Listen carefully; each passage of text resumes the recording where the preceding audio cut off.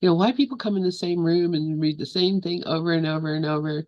And guess what? Um, it's because the ego is so very resistant. Why people come in the same, the ego is so resistant.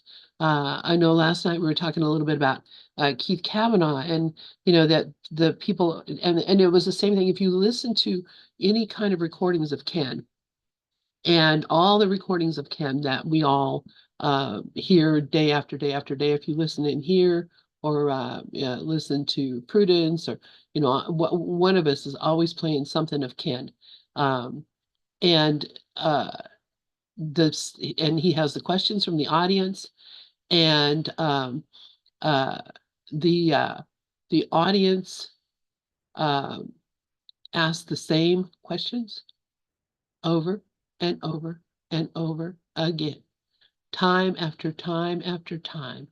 The same people ask the same questions over and over and over, time after time after time. And yet, and every time he answered, it was the perfect answer. Every time he said it, it made complete sense. Every time they that he would address the issue, it would be the same thing. And what I came to realize for myself from listening to that, first off, if Ken had been completely, completely knowing it in himself, that question would not have been being asked. That's why he kept doing it. That's why he kept coming in. That's why he kept inviting the questions, because he needed to know it completely as well. And we only know it when every aspect of it agrees with every aspect of it. When it is what the Course in Miracles calls honesty. If we get into a state of honesty of ourselves, then we know and we don't ask. There's no more questions. And as long as someone's asking a question, I'm hearing a question, it means that I don't know the answer yet. But I do, that doesn't stop me from saying something about it, because it's all our way of coming to that clear understanding. And I mean, that's just how I see it. It makes sense to me that uh, it wouldn't be there if Ken hadn't have needed it. You know what I'm saying? Does that make sense to anybody? Yeah, Karen has her hand up. Oh, Karen, please go ahead. I'm sorry, I'm digging around for where we're at in the book. Go Yeah, ahead, Karen. thank you, Lynn. That makes perfect sense because teacher and student are the same, and we're learning from each other. And so Ken needed to hear that. Ken needed to teach that because he also needed to learn it. We teach what we need to learn.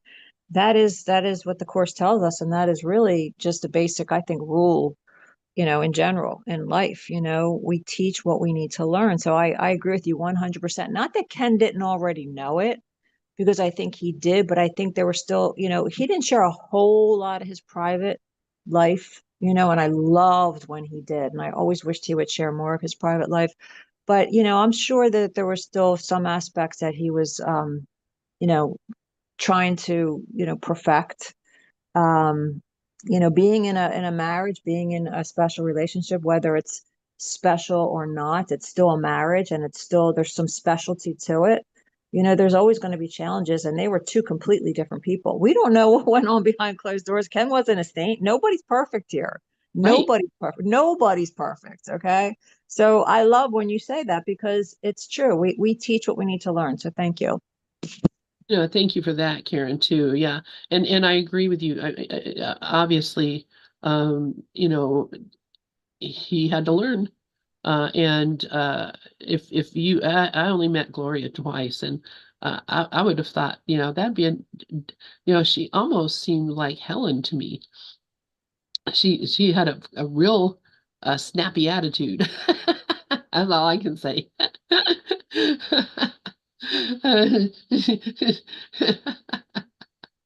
She's standing there smoking her cigarette and being, just like, yeah, having a little snappy attitude. Sharon, please go ahead. I just remembered a story with Ken that he shared a lot. It was about Gloria was away. Maybe you girls had heard it before. And so Gloria's away and he's by himself in the house. And there was something on the floor and he tripped. And the first thing that came out of his mouth was, "Why did Gloria put that there? She wasn't there." So he made everybody laugh. Did you hear that one, anybody? Yes, I've heard that. Yeah. Yeah, it's just what I'm trying to say is we often, at least for me, I put people up on a pedestal thinking and we have to realize that Ken was, an amazing teacher for the course, but he too had an ego. So, that's why he talked about it. Like, I like knowing that everybody has had a process that it's because it appears to be very simple and the course is simple.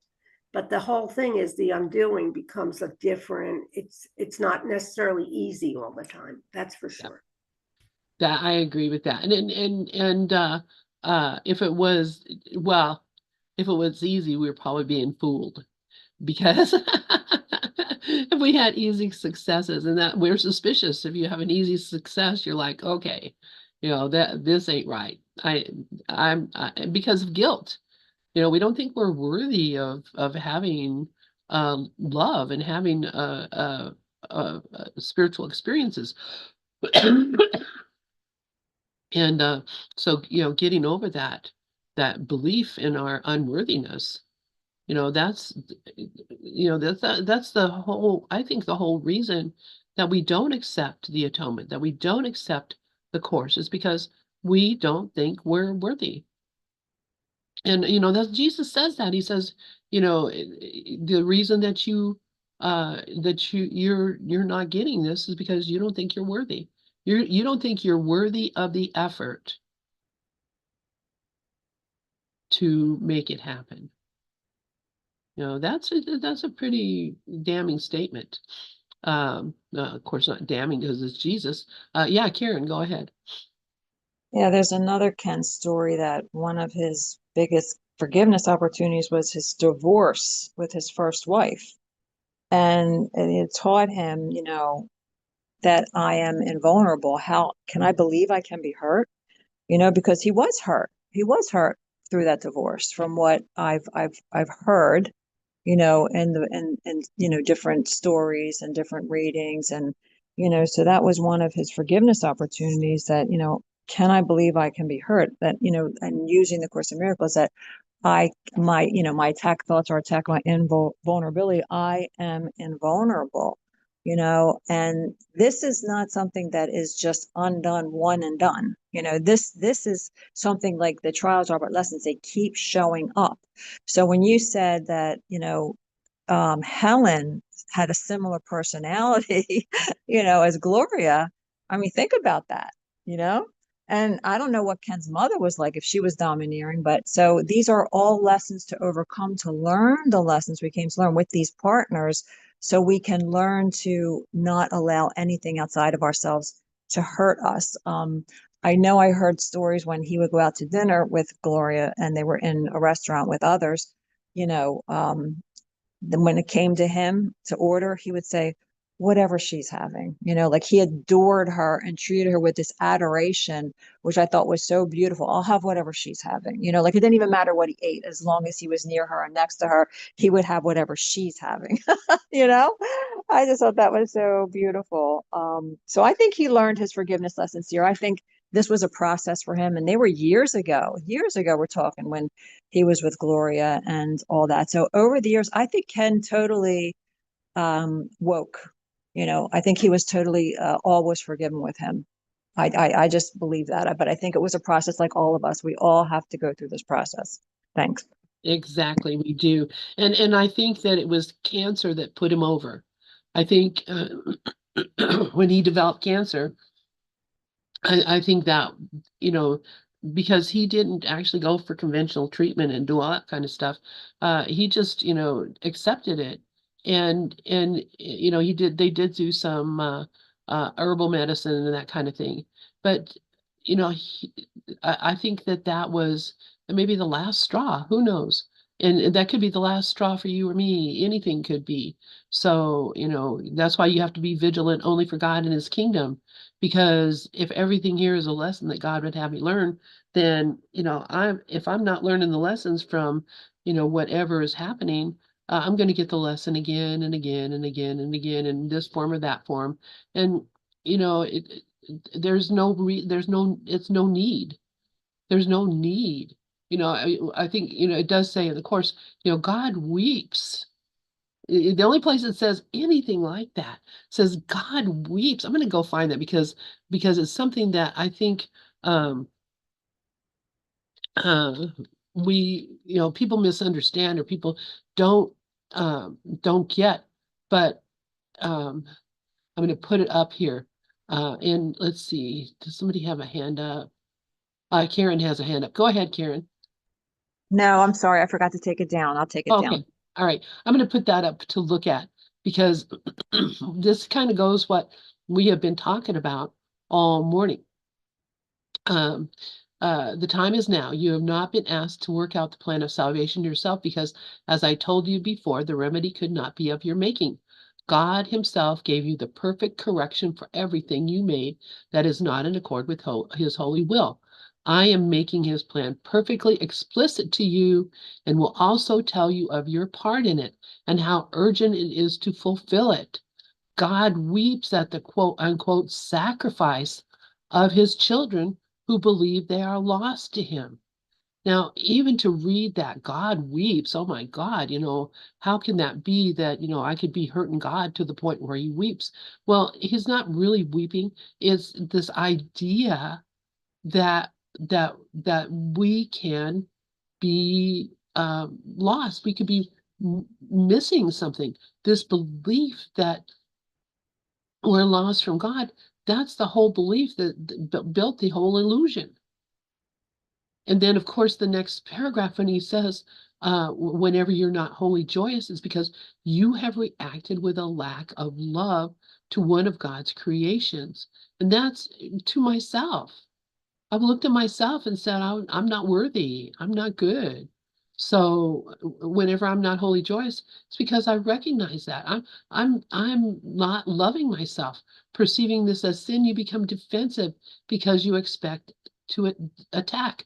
Uh, and this is probably I'm not going to go into this, but this is where I go anytime I have a problem, anytime that I'm in fear. Anytime that I'm upset, this is where I go. Chapter 5, Section 7, the decision for God. It's the heal all of be all everything. Mickey, please go ahead. Yeah, think about if you were a parent and your kid thought that they locked themselves out of the house. And the kid's out there crying and sad and depressed and you know the door's open, but for some reason you can't convince the kid that the door is open. You could even go over and open the door and say, "Come on in."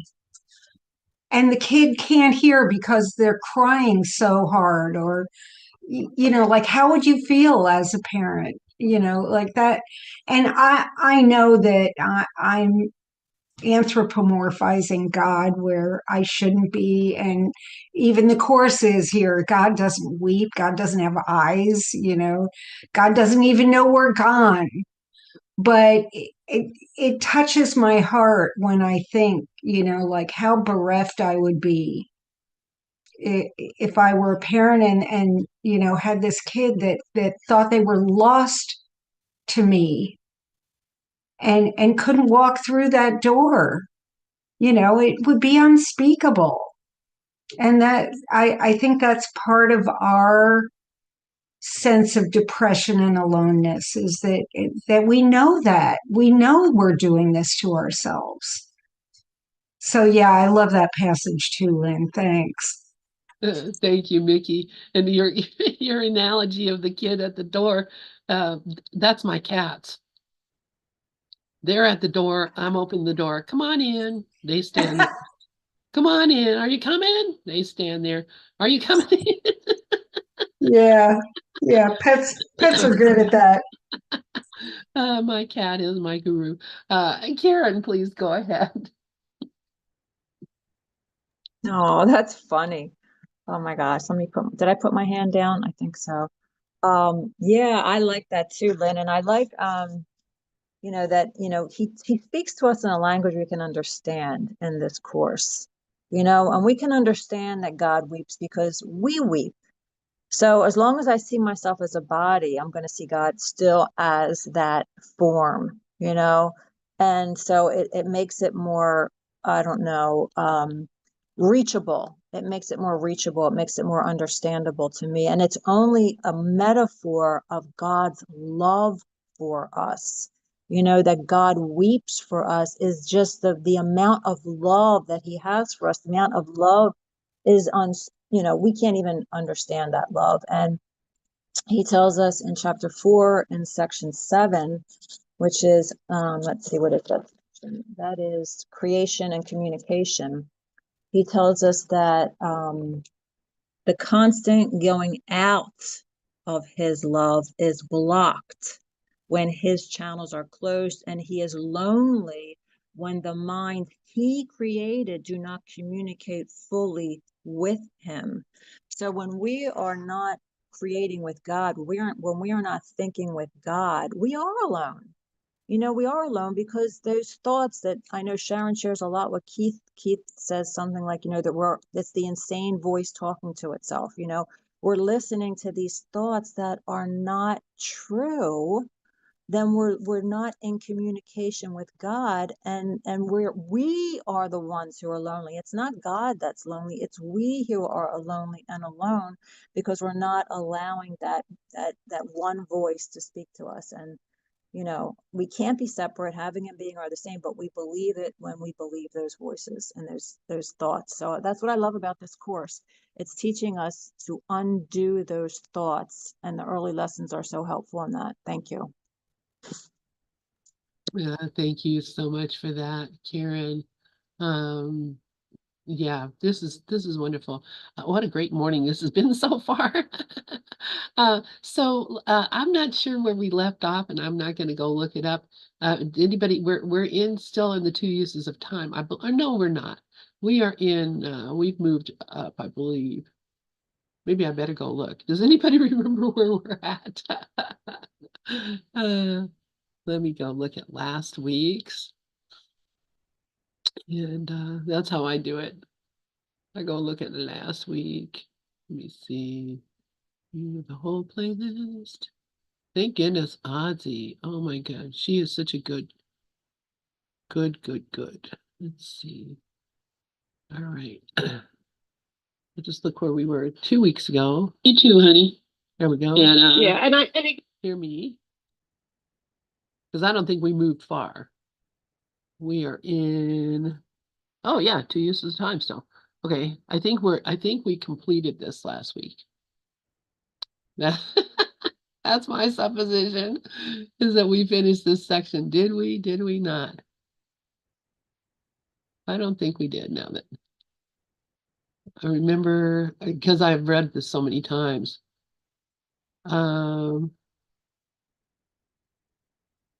Let us, because the last thing I have is in paragraph 10, so I think we did. Oh no, we didn't.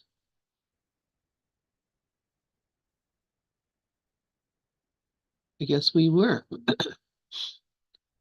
So I guess here we are on paragraph 11. Duh. Wake up. Okay. All right. She has a whole conversation with herself. Anyway. And okay. So who would like to read paragraph 11? I'll read. Oh, good. Thank you. Because I saw the first sentence and I was like, oh yeah, this is similar to Karen's chapter 4, section 4, where, if you think you're depressed or if you think you're down. So I like these remedies. If you are tempted to be dispirited by thinking how long it would take to change your mind so completely, ask yourself, how long is an instant? Could you not give so short a time to the Holy Spirit for your salvation? He asks no more, for he has no need of more. It takes far longer to teach you to be willing to give him this than for him to use this tiny instant to offer you the whole of heaven. In exchange for this instant, he stands ready to give you the remembrance of eternity. Boy, is that an uplifting paragraph, or what? This is, we need to mark this down. What is this? Chapter 15, section 1, paragraph 11. Okay. So how many times a day do we get dispirited?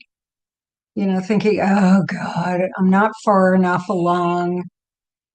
I've been studying this for how many years? Why did I let myself go down that rabbit hole? Why did I let myself get triggered? How long is an instant to stop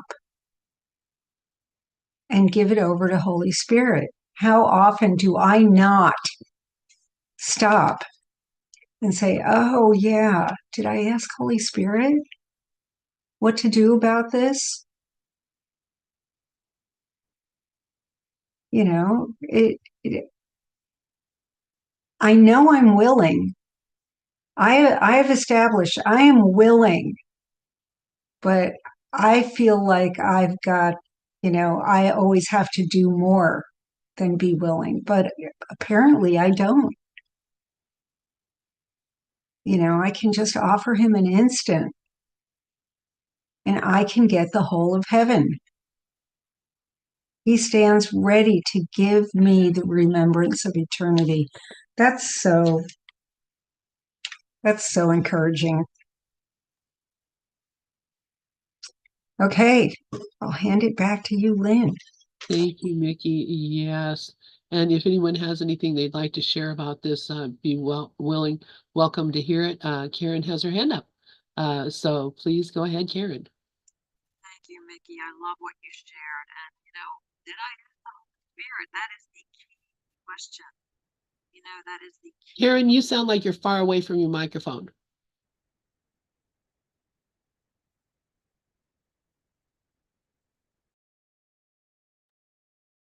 Now you're muted.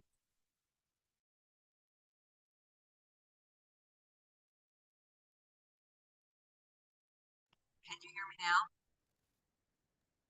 You still sound far away. I'm not sure what happened. Oh, I don't know what's wrong with my phone. All right, just go ahead without me. I'll get on the computer. Thanks. Okay, all right. We'll look for you. Yeah, because I want to hear what you're saying. Otherwise I just let you say it and it's okay. But no, I want to actually hear what you're saying. So yes, uh, we were just talking about this. Why is it that when the door is open and he's saying, come on in, I don't, because what? I don't feel worthy of it. And the next paragraph we're going to talk about is going to talk about why I don't feel worthy of salvation. I remember this. I love this. This is probably one of my favorite topics in this whole thing is, why I don't feel worthy. And Karen, are you back? Let's see. Can you hear me now? Yes. Oh, yeah. I don't know what's wrong with that phone, but are you still on that same paragraph? Still on the same paragraph. Okay, I really love what Mickey shared because it really is for me too. Did I ask the Holy Spirit? Um, so trying to find where does it say about dispirited? What sentence is that, guys? Oh yeah, if you are tempted to be dispirited by thinking how long it would take to change your mind so completely, ask yourself, how long is an instant? And dispirited to me for is exactly what Mickey said. It's not asking the Holy Spirit. So, I mean, this is huge. I mean, to me, this is everything. This is not listening to the Holy Spirit and choosing to listen to the ego. And you were talking earlier then about you think that cancer brought Ken to that point, that breaking point, and we all get to that. And I was just thinking that, and I know Lynn, you shared recently that you felt like you were dying recently because you couldn't breathe. You know, I felt like this is my breaking point. I can't put up with this shit anymore. I mean, I'm going through this recovery from knee surgery. My back is not recovered and it's getting worse from my knee. I wake up, I can't walk. It's like, what the F, man? You know, I didn't get surgery for this bullshit, you know? Excuse my language, but this is what's going through my mind. And I was at my breaking point. I was ready to just say, F it, F it, F it, you know? But what am I going to do? I'm too much of a coward to commit suicide. I mean, that's where my thoughts were going. That's how bad it got, you know? So, well, how long is an instant? You know, all I had to do was ask Holy Spirit, help me see this differently. And I did get to that point, but like I was in it. I was in it deep. And it was just this body was just not cooperating. And no matter what, my mind just wasn't ready or willing. I was too overwhelmed to even think about trying to see things differently, you know, until I was. So I went through that period of darkness, that darkness that, you know, was terrible. But how long is an instant? It's only right now. And in that holy instant, the body does not exist at all because I'm not thinking about the past. I'm not worrying about the surgery that didn't go right. I'm not worried about the screw that's sticking out of my back. I'm not worrying about the knee that's not feeling good, that's blah, blah, blah. And I'm not concerned about the future, that this, that, and the other. I'm just right here, right now, you know? And so it is that mind training that the course talks about is so important to really ask the Holy Spirit. This is it. This is all that we need to do is, you know, how long is an instant? Could you not give just that short instant, you know, to the Holy Spirit? So I think I'm going into the second paragraph now, but yeah, I needed to be reminded of this. So thank you, Mickey. That's it. That's everything. Asking the Holy Spirit. Thank you. Thank you so much, Karen. And yeah, I know I've been feeling for you in your uh, struggles here and dealing with the whole surgery and rehab and recuperation and all that business. And you know, recognizing that if I could take that away from you, boy, would I ever know, because you need it. I mean, as hard as it is to listen to, it's a part of your process. And just like all of us, if we don't um, learn the lessons that we're here to learn, we will be back to learn them again. That's all. I mean, seriously, let us do it while we got, while we're here. My goodness, there's no reason other than um, to drag out time. I mean, this is basically what he's talking about. We're trying to drag out time by making it seem like a lot more difficult of a task than it really is. And this next paragraph, I think, is a real eye opener to me. This whole concept in the Course in Miracles that we're going to read about now, that we're reading about now, was a whole eye opener to me, complete and total, because I for some reason thought that it was just all about me, and I didn't give a rat's ass about how anybody else, I mean, I would love it if everybody was waking up, etc., but I was focusing on me and not even recognizing that uh, I can't go anywhere without you, flat out. That's why I'm here doing this, because I recognize I can't go anywhere without you. And I'm so grateful that you all showed up here. Anyway, who would like to read paragraph 12?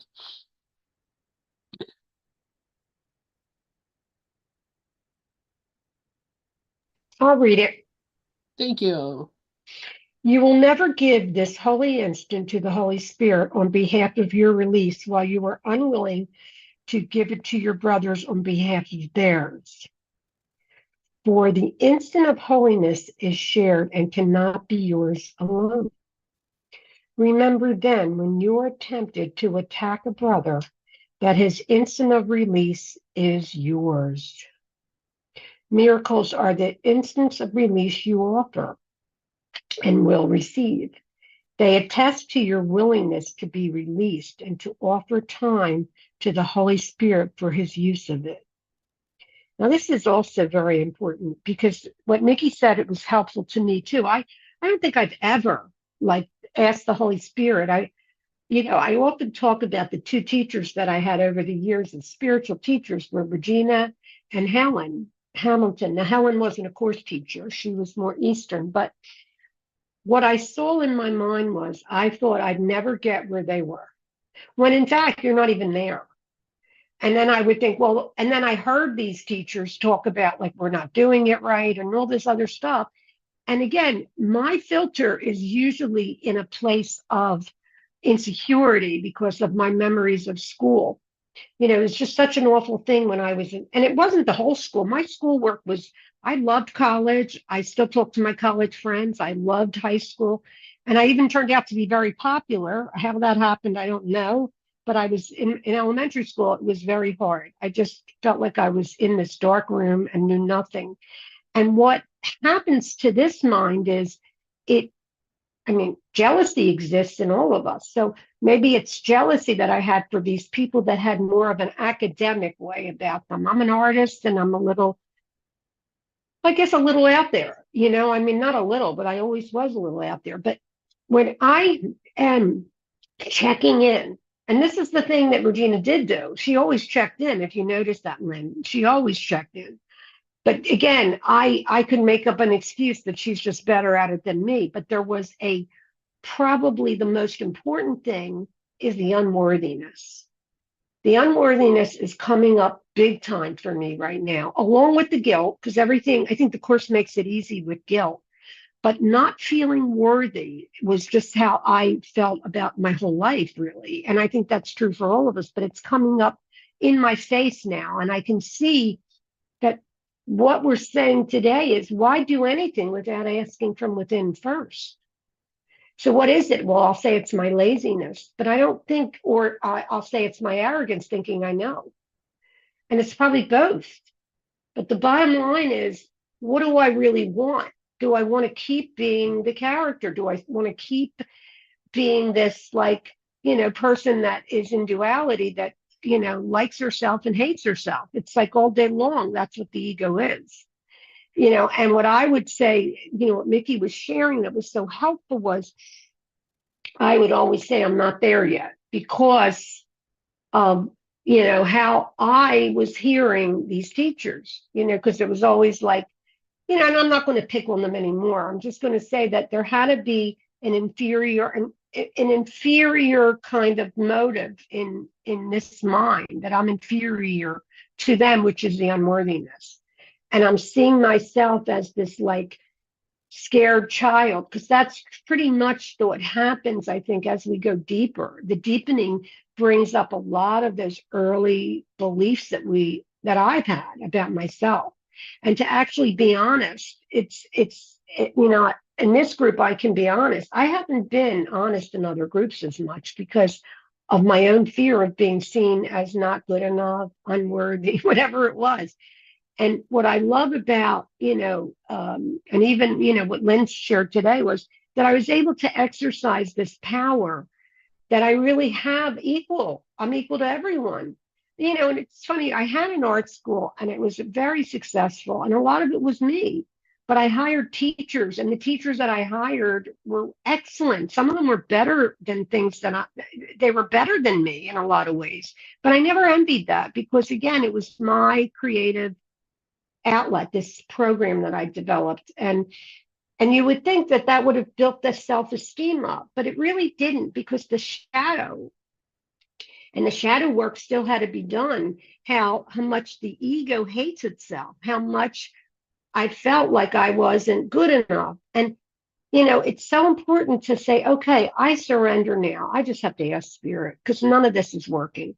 Now, it does work because I've had a lot of shifts, but at the same time, unless I completely rely on the higher self, I'll keep talking about this for years. So I find this what Holy Spirit is basically saying here is when you're tempted to attack a brother, that is an instant of release is yours. So the temptation of attacking another is and when I just let it go, I'm releasing that brother and myself because we are not in a world, we're in a mind, and the mind is all shared. There's only one mind.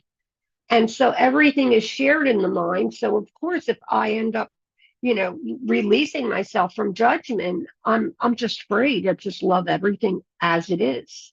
That's all. Thanks, Lynn. Thanks, everybody. Wow, thank you, Sharon. Yes, exactly. Oh my gosh. And yeah, this paragraph, I mean, this is it really it's instrumental. This is the core teaching of A Course in Miracles. Right here is the core teaching of A Course in Miracles in this paragraph, that it's the whole idea of uh the the the equality of the sonship, and that we are the one thing, and this is the only thing that can actually release us from the guilt, the fear of the ego. Mickey, please go ahead. So I love how Sharon circled around toward the end there. We all start out with this kind of paragraph thinking, yeah, I can be willing to do all this work on behalf of my brothers and sisters in the gather group. Like that's really easy. That's the first place I go when I read something about doing something on behalf of my brothers. I go to the people who I have a lot in common with and who I love and who support me and who I support. But it's those people that we have grievances with and people who we have complaints about. Those are the people that I'm realizing lately I really need to work with. That it's the blocks that I have, the and also lately the Buddhist phrases about attraction and aversion have been coming up in my mind all the time. And I think it's Holy Spirit giving me a message of, your attractions to people are just as dangerous as your aversions. My attractions to everybody here are just as dangerous because that means I'm seeing other people as not. And Holy Spirit's really been putting that in my brain lately, that I make differences, that I value some people over others. And that I think that's one of my biggest stumbling blocks right now is my preferences, and that I am perfectly willing to apply love on behalf of my brothers and sisters who I love, and and exclude some other people. So thanks, Sharon, for bringing that up. That was really good. Thank you. Thank you so much, Mickey. And I see Karen, a couple people have their hands up. I just wanted to say there's no problem. I've typed it in here. There's no problem with taking refuge in your Sangha. And, that is a big Buddhist principle. To me, this is my Sangha. This is my church. This is my community. And there is no, as long as I'm not making anybody special here, which I don't, I think we're all equal. That's what's so beautiful about this. I can carry that in the world with me. So, and really what he's talking about here is, looking to where we don't, which is just what you were just saying, looking where we don't and rectifying that, because we're still the prisoner as long, even if we are the guard. We're still in the prison, even if we are the guard. And also,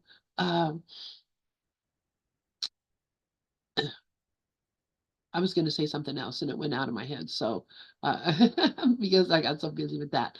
Uh, uh, anyway, Karen, I'll let you go and maybe it'll come back to me.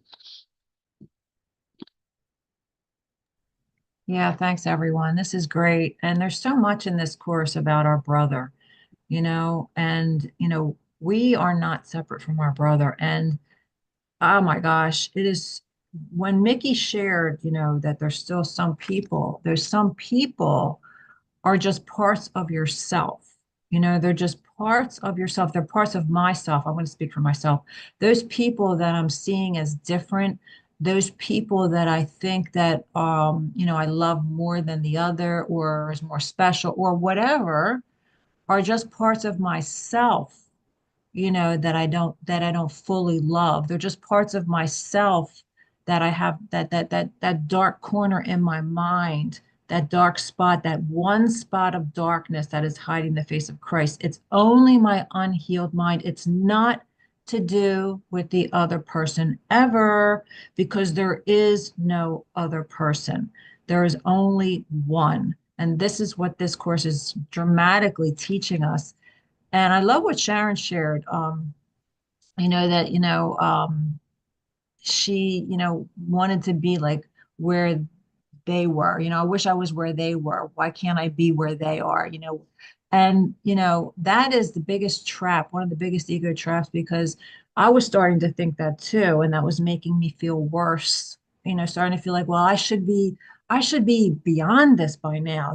I know that the body is not the cause. I know I am never upset for the reason I think. I know all this stuff intellectually, but I am not experiencing it right now because I'm just, I'm going through it and it's okay. And I'm allowing myself to go through it. And this is like a metamorphosis for me. Like right now I feel like the caterpillar, and like I'm going to be a butterfly, like I already am, perfect, whole, and complete. But I feel this change happening. I feel like this metamorphosis is happening, and it's like this caterpillar still going through that excruciating change that it's not easy, but I'm going through it. I'm dealing with it. I'm looking at it. I'm angry sometimes, and that's okay.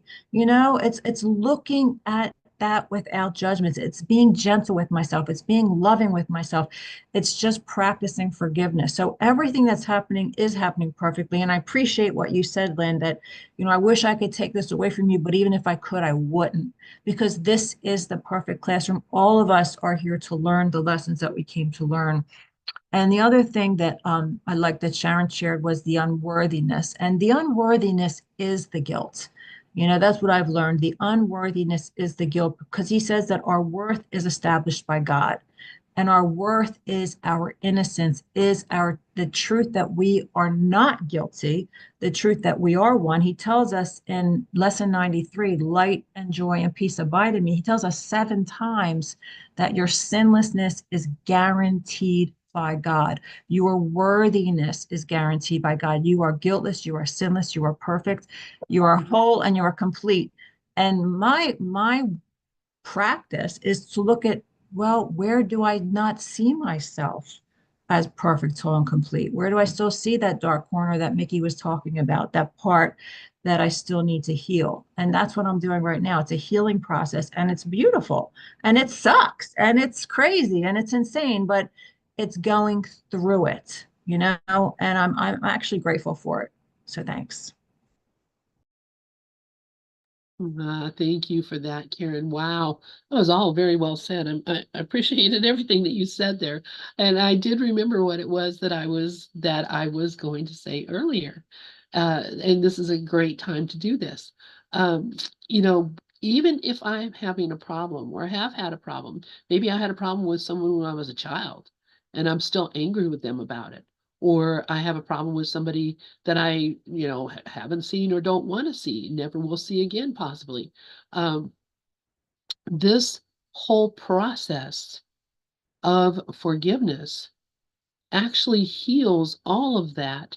And you don't have to go back to that person and say, yes, remember, I thought this about you, but now I don't.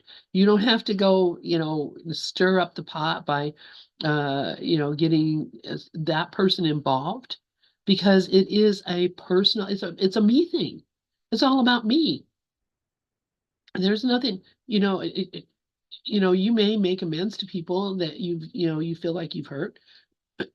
Nothing wrong with that, but it is absolutely not necessary, because the forgiveness process is for me. It's for me to do. And when I do it, as he tells us in that other thing that we were looking at, the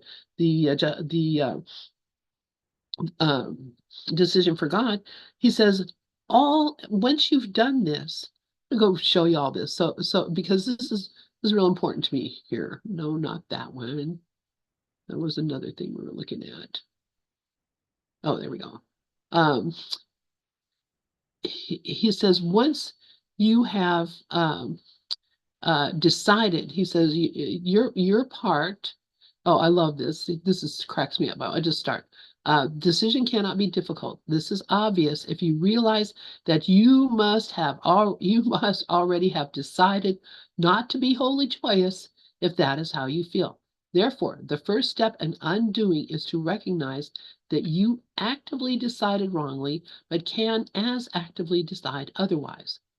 I love how he says it, be very firm with yourself in this, and keep yourself fully aware that the undoing process, which does not come from you, is nevertheless within you, because God placed it there.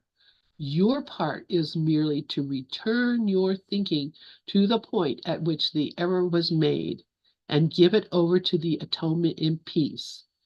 Say this to yourself as sincerely as you can, remembering that the Holy Spirit will respond fully to your slightest invitation.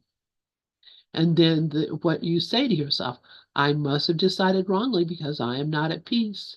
I made the decision myself, but I can also decide otherwise. I want to decide otherwise because I want to be at peace. I do not feel guilty because the Holy Spirit will undo all the consequences of my wrong decision if I will let him. I choose to let him by allowing him to decide for God for me. So, you don't have to go to another person, or you don't have to, do community service, or you don't have to, all you have to do is recognize I made a wrong decision and I can change my mind. And when I change my mind, the Holy Spirit will undo all the consequences of my wrong decision. The Holy Spirit will undo the consequences of, the kid I kicked when I was 5 years old. The Holy Spirit will undo the consequences of, how, much I upset my husband in my first marriage, or how much he upset me, or any of those things. The Holy Spirit will undo all of that. That means there are no consequences. None. They've been undone if I will let him. And the only way that I can let him is to stop holding on to it. Stop thinking about it. Stop making it. This is why I don't tell stories, because what the hell do I have to say? It's been undone. The things that happened to me when I was a kid, it's been undone. Bringing it up again and acting like I'm a victim because of it, it's over. It's already been undone. So I can just let it go. And I don't have to do anything else. And anybody I ever hurt never happened. Anybody that ever hurt me never happened. The future, destruction of the world because of my wrong choice never happened, will not happen. all the consequences, past, present, and future. There's nothing that's left of that wrong decision if I allow the Holy Spirit to undo it for me. So, and it's just your slightest invitation. It's just simple. Be firm with yourself. Be firm with yourself. I love that. Every time I read that, it just makes me want to laugh. Jesus telling me, be firm with yourself. Take control, control yourself. Stop with all this nonsense. So, so that's why and this is why Jesus asked so many questions. How long does it take? How long is an instant? Couldn't you just give an instant to this? Couldn't you just give an instant to release your brother and yourself for all time and turn it over to the Holy Spirit for his use of it? Mickey, please go ahead. You just reminded me about in one of the Ken lectures where he says, "Stop with the baby business." I love that one, and that Bob Newhart sketch. Stop Yes. it! Just stop it! You know, we need to make a poster of that, you know, with Bob Newhart on it so that we can put up in our rooms and look at it whenever we go nuts like this. Just stop it. Thank you, Lynn. I love it. Yeah, who's in control here? Who's doing this to me? Have you ever been buried alive in a box? No. Well, stop it. Oh my gosh. Yeah. It's these fears, these thoughts we have. So the instant of holiness when I actually release my brother from what I accused him of, what I thought he did, when I actually can release my brother from what I thought he did, I am free because I freed the world. I love it. Let's see, our time is about up. I want to play. What do I want to play? I'm going to play this for us to close us out. And I see Oddsy in the room. Hopefully Wayne will be coming along. All right, let me make sure I've got share sound on here. So I don't want to do this and not have the sound. This is something Dove sent out. Maybe a lot of you got this. I'm not sure. But if you didn't, this I love. Dick Van Dyke, like 99 years old.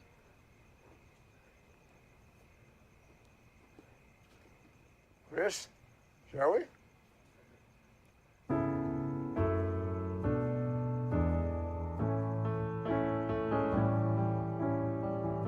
We've been through low, been through sunshine, been through snow. All the colors of the weather. We've been through high, every corner of the sky. And still we're holding on together. And you got all my love, whether it rains or pours, I'm all yours. You've got all my love, whether it rains, it remains. You've got all my love.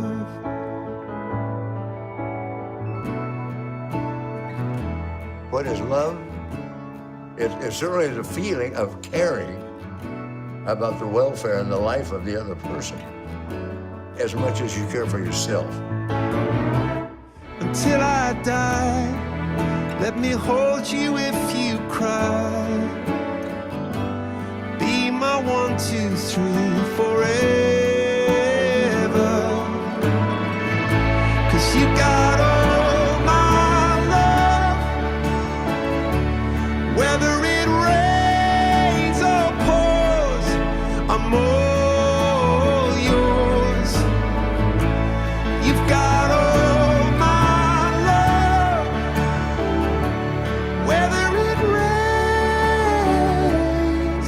it remains. You've got all my love. Oh, can you see that? Oh, there's Carrie Beth. Chris is the oldest. There's Barry and Stacy. I've had dreams where I am, I don't know, depressed or lonely or hurt or something, and she comes to comfort me. Actually comes to comfort me.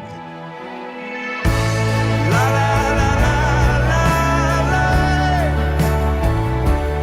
Whether it rains or pours, I'm all yours.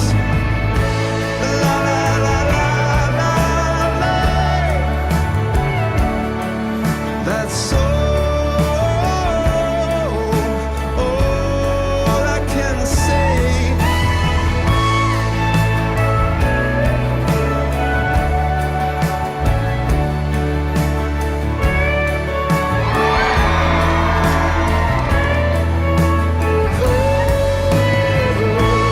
You got all my love.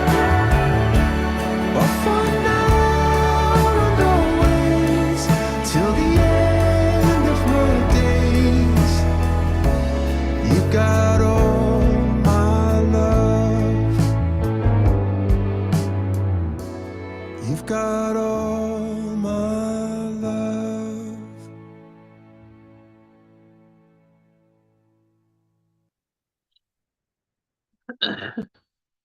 All right, I'm sitting here in tears.